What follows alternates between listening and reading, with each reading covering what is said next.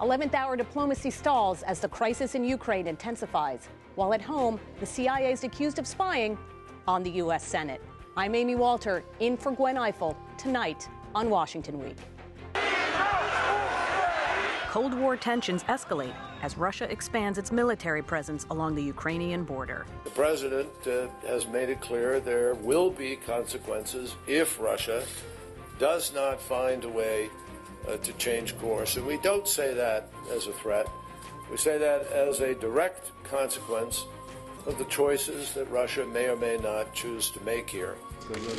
Our President Putin has already said that we will respect the choice of the Crimean peoples. Can Moscow be persuaded to stand down, or is Crimea destined to be annexed to Russia?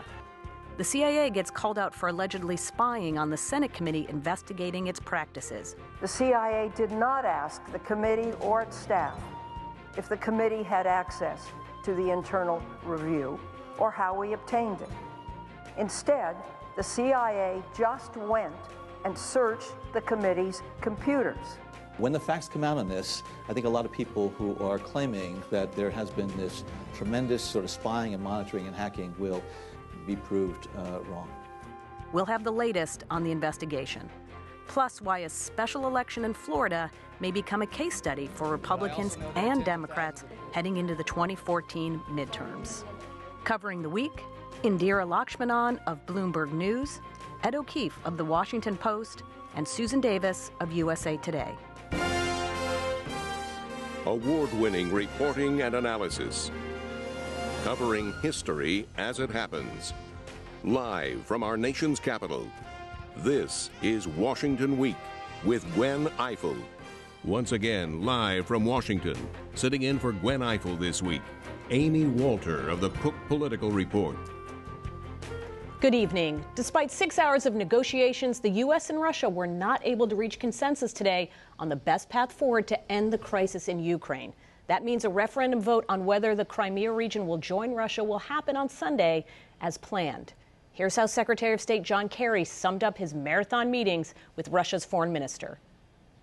We believe the referendum is contrary to the Constitution of Ukraine, is contrary to international law, is in violation of that law, and we believe it is illegitimate.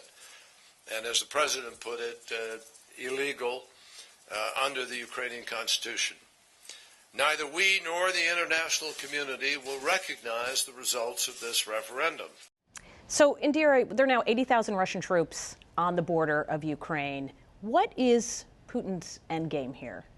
Well, clearly, despite 6 hours of talks with his Russian counterpart, we are still on a collision course with Russia over this. And, you know, keep in mind this is the biggest dispute between Russia and the West since the end of the Cold War. It's the first real invasion of another country in Europe, if you want to characterize it in that way, since the 1940s. So it's serious, and the U.S. and Europe are taking it very seriously. The problem is no one seems to be getting through to Putin, even though clearly Angela Merkel of Germany and John Kerry of the United States have tried to put out there a message about the damaging economic sanctions and diplomatic isolation and penalties that could face Vladimir Putin. None of that seems to have gotten through. We had Sergei Lavrov, the Russian foreign minister, today saying in his own press conference in London after his long talks with John Kerry that they have no common vision. And he also went so far as to say, you know, John Kerry didn't threaten me. There were no threats. So, you know, he was very much sort of in command, while Kerry at his separate press conference was saying, we know Russia has legitimate interests. We don't want a misunderstanding here. We don't want them to think that we don't see their interests in Crimea, but we think this is not the way to go, that there's a more peaceful way to do this, and they shouldn't be just annexing part of another country. Well, that's the question here, because there's going to be a vote on Sunday, which Putin has said, I'm going to wait to make any decisions till after this vote. Everyone expects that this referendum is going to pass, which says Crimea is going to be part of Russia. But what actually physically happens next? They take this vote, and then does Putin bring in troops? Do they start raising the Russian flag? What goes on? It's an excellent question, and I think even in Crimea itself, people don't know. There are those in the Crimean parliament who have said as soon as the vote goes, we're going to be joining Russia as soon as next week. There are others who have said that our re-entry into Russia would take up to a year. So it's not very clear. At the same time, you have Russia's neighbors, NATO members such as Estonia, watching very carefully. putting out messages today that they are concerned about Russia invading the rest of eastern Ukraine. Lavrov very angrily said, we have no plans to invade eastern Ukraine. But let's not forget, this is the same Russian foreign minister who also said we have no plans to annex Crimea. And that seems to be happening. So, you know, the U.S. really doesn't want Crimea to be annexed. And John Kerry has talked about this as being essentially a shadow annexation campaign. But at this point, it's not really clear what the U.S. can do about it. This vote is going to go forward, and Kerry himself has acknowledged that everyone is expecting the vote to go in favor of rejoining Russia. So while they sort out what to do in Crimea, whoever's flag goes up, what does the rest of the world do come Monday morning? Yeah, it's a great question. Even before the vote happens on Sunday, we have the UN Security Council is going to vote tomorrow on a resolution. So something, you know, the world will send a message on that. Then we have on Monday, after the vote happens, Vice President Biden will be traveling to Poland and Lithuania to meet with the neighboring countries who are all allies of the United States to work out some sort of a plan. And John Kerry has repeatedly said that come Monday, the day after the vote, that consequences are coming. So I think we should all fully expect that sanctions are in the cards, that the U.S. will go ahead and probably follow the same kinds of asset freezes and sanctions that the European Union and Canada have already done. What do those sanctions look like, and what has Putin said about sanctions? I mean, the sanctions have been talked about for weeks. We've been debating them. Does he care? Is he going to blink? Right. That's also a great question, because the Russians have essentially put out the message that you sanction us, you're going to pay the price. We're going to seize American businesses' assets in Russia. And remember, there are a lot of major multinational American corporations who do business in Russia, and they're concerned about that. At the same time, in terms of how far the sanctions could go, the executive order that the president issued last week is really sweeping in its scope. And he could exercise emergency powers to essentially do everything. Cut off Russian banks from the financial system, cut them off from credit card networks. He could go really, really far. All of that would amount to economic warfare. And I don't think that at this point that President Obama wants to do that. I think they would do it in a very sort of measured way, step up sanctions. You know, first they sort of fired a warning shot over the bow last week to try to get Russia to back down. It hasn't backed down. So I think you can expect a first set of sanctions against some Ukrainians, maybe against some Russians, individuals, and then it would step up from there potentially. It could get very serious. The Russian economy isn't exactly doing great right now. That's their right. stock market has taken a big dive. That's right. And the ruble. And the ruble. Right. So this will be important for them as well as for interests here. And it could really hurt emerging markets. And this is at a time when Russia has just joined the WTO and is getting its economy integrated into the rest of the world. So that's a big concern. Ultimately, it could be Putin paying the price if he takes this all the way.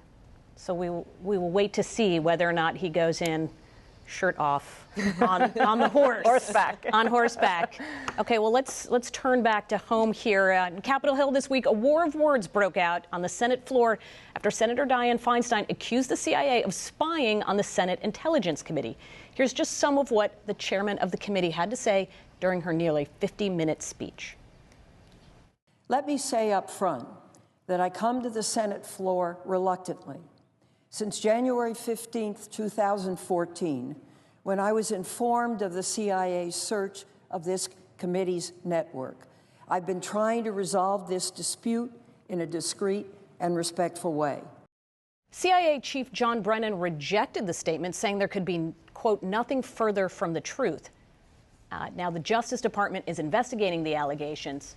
All right, so, Ed, until this week, Senator Feinstein had been a very strong ally of the intelligence community. This seemed like a stepping out of sorts. It is. For her. So what is the story here? Well, we have to go all the way back to the Bush administration and after the 9/11 attacks, and remember that the Bush administration implemented enhanced interrogation techniques of terrorism suspects. Then Senator Obama was a big critic of this. As president, he immediately ended the program. And around the same time, the Senate Intelligence Committee launched an investigation to review what the CIA had done. Eventually, Republicans on the committee backed out because they realized that CIA operatives weren't going to be available, essentially, for interviews, and so they thought this would be a somewhat flawed report. But Democrats, led by Feinstein, plowed on. They worked out an arrangement with the CIA where they could visit a facility here in Northern Virginia, go into the basement of that building, use a bunch of computers provided by the CIA, and peruse 6 million documents about this situation. There was no index. There was no table of contents. They had to go through it themselves and figure out what was there. At some point in the course of this investigation, whether they got it willingly, by mistake, or from a whistleblower, the committee got its hands on some of the most sensitive documents regarding the interrogation program. That prompted the CIA at least 2 points to go into those computers and try to remove some sensitive files and figure out how it is that the committee got those documents. That is what set off Senator Feinstein this week. She said if the CIA did indeed do this, they've not only violated the constitutional principle of separation of powers, they've violated a federal law that prohibits essentially snooping on computers, they've violated an executive order that doesn't allow the CIA to do this, and they've now upset their biggest champion, at least in the Senate, Dianne Feinstein. Yeah. And that's where we are. Isn't her job, though, it isn't the job of the Senate to be the overseers? Yes. How could the CIA say, you can't access these files, these are secret? Isn't everything open to the overseers? Well, that's the argument that Feinstein and her colleagues have been making. And all of this is leading up to what we expect will be eventually the release of a 6,000-page report that they've been working on since 2009. It's cost taxpayers $50 million to put this thing together. Feinstein obviously eager to do it, and release of it may be coming at some point soon. The CIA has received a draft copy of it, had some very serious concerns with it, has sent those back. And after they saw what the committee had, we believe it's at one point that they did some of this snooping. So the problem is she now has to bring most of her colleagues on the committee who are Republican up to speed on what happened here. Obviously, you talk to lawmakers this week, any of them, all of them, concerned that the executive branch would be withholding information from the legislative branch. That's a big no-no. Right. But because not everyone is aware of the details, they can't say much yet. And as you pointed out, the Justice Department is now looking into all of this. And Senator Feinstein's counterpart in the committee, Saxby Chambliss of Georgia, came to the floor and maybe put the brakes a little bit on what Feinstein said and said, we don't know all the facts, let's not jump to conclusions, and suggested that the Senate may need an independent investigator to look into this. Is that inevitable? Do we think that this is going to have to be looked into by an independent body? Yeah, I think part of it is within the committee itself, they're all discussing this right now. That's our understanding, at least. At some point, other senators who aren't on the committee, who are never privy to this information, might say, we have to now have a full airing of this, because if that constitutional principle was violated, that is a more serious concern. So in addition to a Justice Department investigation, yes, at some point, there very well be some other kind of investigation. And ultimately, what is the CIA worried about? Oh. I mean, you know, how far could this go? Let's say these are documents that they had, you know, it also seems like the Oversight Committee should have had access to all of them. What do they think is going to happen once this report comes out about waterboarding? If you're a fan of the TV show Homeland, you'll be forgiven for thinking that this is playing out now in real life. But really what it is, they're worried about their reputation.